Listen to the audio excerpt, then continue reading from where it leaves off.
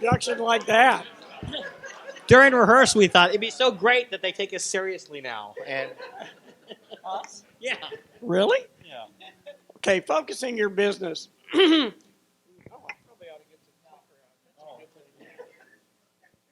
So let's talk about what focus really means.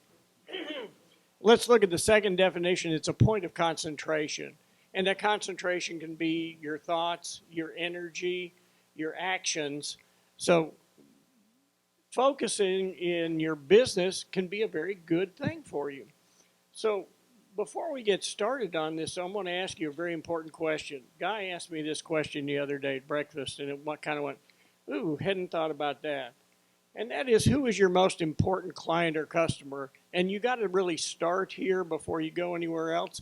And if you answered anything else but you need to reassess that, because you need to be your most important customer or client, because if you don't take care of yourself, you cannot take care of others.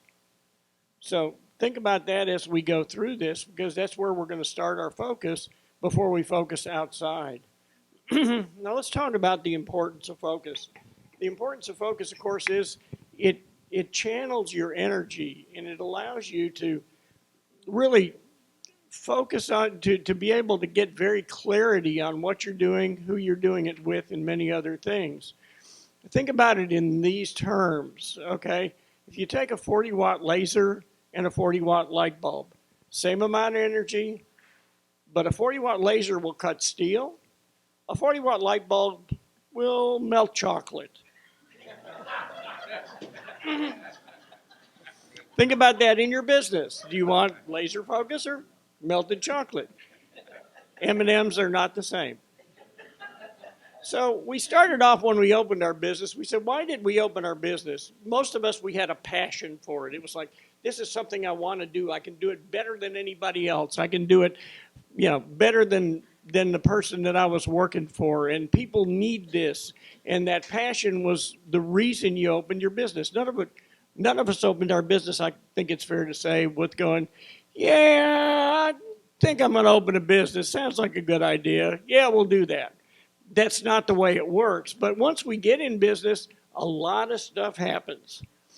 And life happens, and things you get distracted because, when I'm running my business, I need to do other things than just do what I love to do. There's that thing like taxes and bookkeeping and all that other stuff. And it's real easy to lose our focus and lose our why we are in business. So as we get started, let's talk about some of these things. So this is a brief overview about what we're going to talk about today. And we're going to talk about what is your, for me? Thank you. What is your core deliverable? What is the product or service that you really need to focus on as the basis of your business? We're also going to discuss your ideal client and customer. Besides you want to decide who your client is, who your ideal client is, and how do you reach them? What's the best way to reach out to them and grab them and get their attention? You also want to know, how do you know you're succeeding? You need to set some parameters for that. And finally, what results do you really want out of all of this, out of your life, out of your business? Those are very important things to think about. So let's get started. What is your core deliverable? What is the one product or service in your business that you want to focus on? Well, how do you decide that? There's some very, very key things to look at. One, what are you currently being paid for? That's what we're in this business for, is to make money. What is the most profitable thing that you have to offer? And also, what do you love to do? Like Andy said, you have a passion for this business. What do you really love to do? What's the one thing you really love to do in your business? And what do you want to be paid for? If there's something in your business you'd like to do, wouldn't you like to be paid the most for that? And finally, what benefits are needed and wanted from your product or service? Those are the things that you want to focus on so that you can communicate them. So when you're defining your core deliverable, you want to be positive about it. You want to put it in the positives. You don't want to say any negative things about it. You also don't want to spew a catalog. You don't want a laundry list of features As Will said, we don't want features, we want the benefits of that. And you don't want to spew just a list of tasks that you're going to perform for your client. Avoid generic language. Avoid those hyperboles and the clouds in the air kind of topics. You want to be very specific in your language. And avoid industry-specific language. Avoid acronyms. If you go to a doctor and he starts speaking Latin to you, you don't understand it. Same with lawyers. Nothing personal, lawyers. But we all know that they can start going e pluribus unum and ipso facto and oh my God, who knows, where to for and all. So you want to avoid those types of terminologies that will confuse your clients. You want to speak to them in the way they want to be heard. You want to make your statement understandable to the average customer. You want to be very clear and specific, and you want to point out the benefits of what your core deliverable is. As Steve Covey said, he did the 7 Habits for Highly Effective People, the book.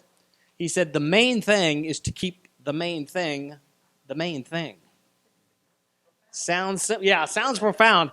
It's not easy to do. So what we want you to do is with our fancy e-free pads of paper out there, take off a page from the pad, and take a few seconds, about 15 seconds. We're going to make it really quick. Write down what your core deliverable is. Go.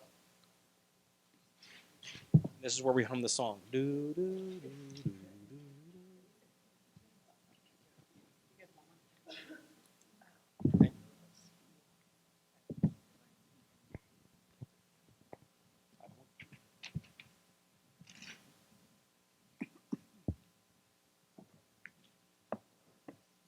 All right, take a couple more seconds. This is one of those takeaways that you get to think about after you leave here. So the next thing we do, now that we know what we're delivering, we need to know who are we delivering it to. That's kind of obvious, but not always so. I know I've been in business for, let's just say, decades, and it's one thing to be in business for a number of years and have a number of years experience, but it's also another thing to be in business, to be in business a number of years and have 1 year of experience a number of times. I think it's happened to all of us. And a couple of years ago, I finally got that concept down and went, oh, who is my ideal client and customer? And with that, I started focusing on I cut down a whole lot on the number of networking events that I went to and started focusing on who is my client and who is my customer. So we need to start with what are your demographics? This would be your age, your location, where are they located, what's their income level, maybe national origin, some other things that you can very well quantify. But then as Will was talking about, the psychographics, and we're not talking about like psychographics. Very different. And that has to do with lifestyles and values and personality and other things that are not quite as easy to look at and see. But one of the big things you can do is look at who your clients are and who you've served in the past to be able to determine who are the people that I like to deal with and who are the people that I did the most benefit for. You also look at the size of the business. You may have a great skill, but are you able to do it to a larger business than who your current clients are? And see what the different values that they have. Sometimes you get in communication with somebody and you find out your values don't match. And there's really nothing wrong saying, I don't think that I'm the best person for you in this field. Let me help you find somebody else. Because it's real easy to focus on the money, especially when you just get into the business, but it's more important to be successful and do the things that you can really do well at. There are also people who are price focused. I get people to say, hey, what do you charge to do a corporate tax return? Those aren't my clients because they have no idea of what kind of value and benefit that we can provide for them. If we're just plugging numbers if we're doing a plug and play tax return, you're not getting the whole benefit of what you could be getting. And also find out what kind of time schedule they need it on, because if somebody needs something yesterday and you couldn't deliver it until tomorrow, then it's not going to be a good fit. And um, so the ideal customer or client, you set your expectations early. We're going to find out what their specific needs are that we can address and help them with, and then how you can benefit them, and how you can help them doing what you do best, so that you can then give them the value of service. So who is it? Know how to spot who is your customer as well as who is not your customer. I had somebody call me last week that said, "Hey, I'd like to talk to you about it," but I knew she was not in my wheelhouse, and said, "Hey, let's find out if it's a good fit first before we start talking about other things, because this is who we serve." And I was able to get her a better fit in what she needed, and didn't waste my time and hers. So what I want you to do now is go back to your pad and take about 15 seconds or so and write down at least one or two important qualities of your ideal client or customer. Cue the music. Do, do, do, do, do, do.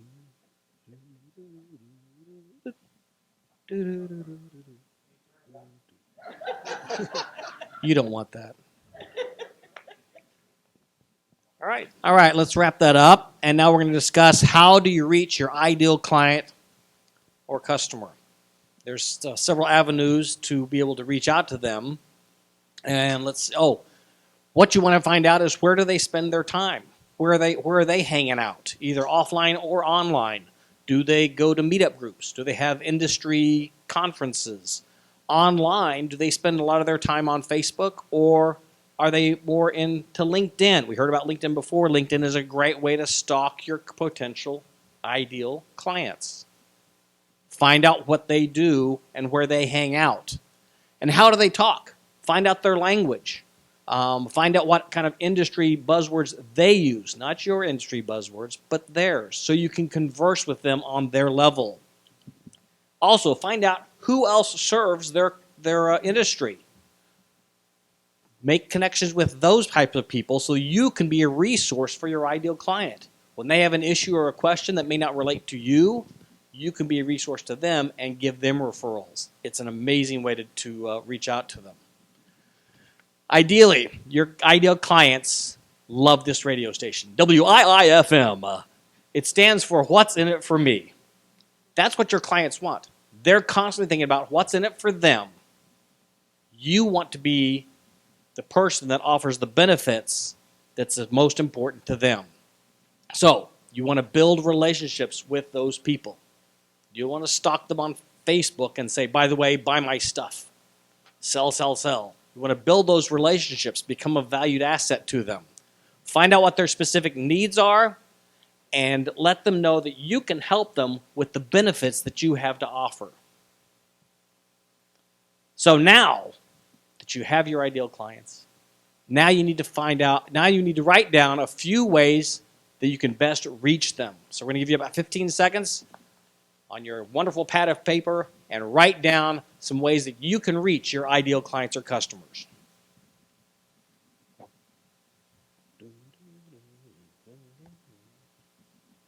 Do, do, do.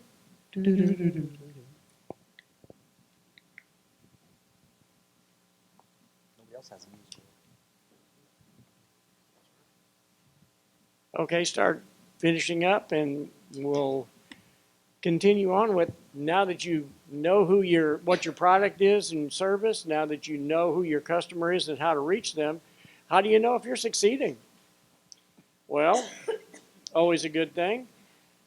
As was said earlier, you can't manage what you don't measure. It's important to measure results. And if you have to take a look at what is it that you deliver, how do you measure that? And so you're succeeding by taking the measurements. You first define the outcomes that you want and then measure those. And then you observe the results that you're getting with what you're doing, so that you can then measure what you got compared to what you think you want, and then execute on any changes that you need. So you adjust as you go. If you're doing the same thing marketing that you were doing even a year ago, you may want to take a look at that and reevaluate it. Because in your results, you want to basically do more of what works, less of what doesn't, and try new things. It's pretty simple. Not always easy, but measure your results, your key performance indicators, KPIs, or whatever you want to call them. But it's important, though, to get that information out and find out how successful are you really being. So I want you to take a few seconds and write down what are some of the measurables that you have in your business that you could be measuring to be able to figure out how you can be more successful. Hope this music isn't trademarked. I don't. We could owe a lot of money. Bill Burnett's going to get a bill from Jeopardy. ASCAP. ASCAP, yeah. BMI.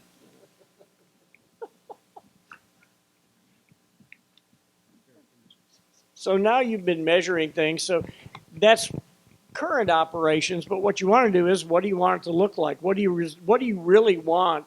It's not, we all want to be successful today, this week, this month. But what do you want long term? And in your business, with your family and personal, how about that work-life balance? Many entrepreneurs, that's a foreign concept to them. Okay? So we want to do that, and we want to do our results not only today, but we also want to say, okay, if I make all the things and do all the things that I want to do, what's it look like in a year? And what's it look like in 5 years? Because obviously I've got to do something different today to get to where I want to be in 5 years, but you don't know what it is until you figure it out and take a look at it. Most people in business, or many people in business, have difficulty getting through the day. So you want to know what it is in 5 years, and you also want to know what's your exit strategy. Do you want to be doing this the rest of your life? You know, the day you die, do you want to hang up your coat, go to your own funeral? You know, probably not a good thing. So what you do with that is take a look at all of those things and then prioritize what's most important to get you where you want to go, not only today, 5 years, but when you retire. And Gary Keller of Keller Williams made this statement in his book, The One Thing. He said, what's the one thing you can do such that by doing it, everything else will be either easier, unnecessary. Think about that one thing, the one most important thing that you could be doing, and then start doing it. So I want you to take about, maybe a few seconds, 15, 20, and take the first thing that pops to your head. Oh gosh, if that happened today, you know what? That would be really good. So take a few seconds on that one.